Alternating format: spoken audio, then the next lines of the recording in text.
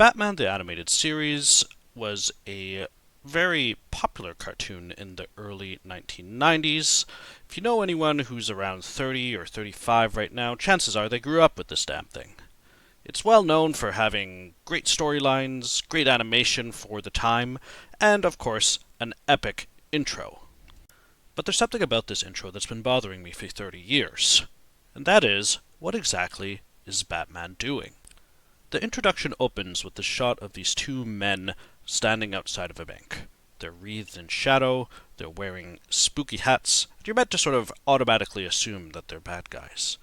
But what exactly are these two men doing? They're not holding any bags of money or anything like that, and we'll again note that they're outside the bank, not inside. They appear to just be walking down the street. The bank then explodes, but let's pay attention to the details here. You got these two gentlemen who are walking down the street, and they turn around to see what happens. Look at their body language. You've got one with his arm outstretched towards the explosion. They're both gawking at it, and it really appears that they're surprised. Now, why would they be surprised if they were the ones that blew up the bank?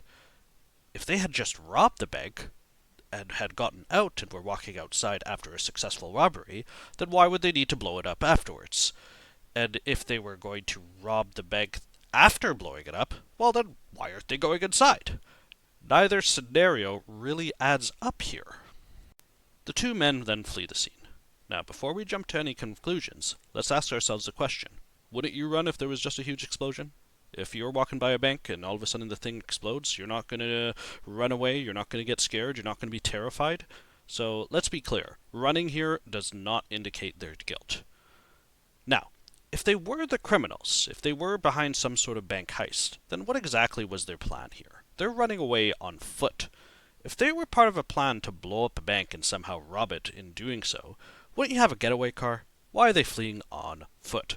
That doesn't really make a whole lot of sense. But they don't get far before Batman confronts them. Now, again, let's ask the question, why is Batman confronting them? All they've done is run away from a bank that exploded. So, it seems that Batman just saw them running from those cops and presumes their guilt. He has no evidence whatsoever that either of these men did anything wrong. So, he comes and he confronts them, and if you look into their eyes, you can see that these two men are very clearly terrified.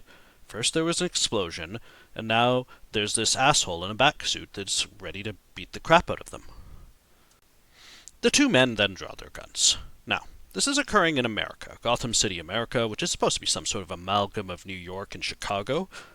So, what that tells us is that they're allowed to have those. Now, of course, both cities that Gotham is based on have rules against concealed carry and all of those stuff. And of course, we don't know if they're licensed to have those guns.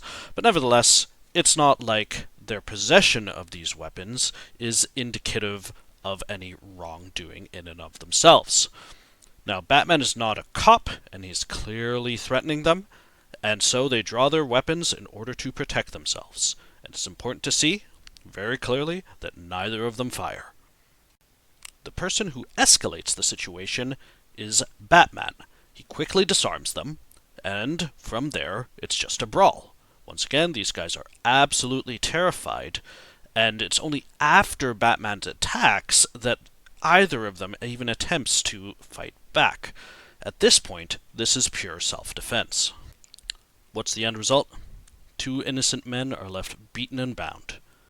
Their only crime was walking by a bank that happened to explode, getting scared, and then fleeing the scene. And yet that act of fleeing was enough for Batman. He just saw these guys running from the cops and said, guilty. And all of us kids who grew up thinking of those two men as the burglars are guilty of the same thing.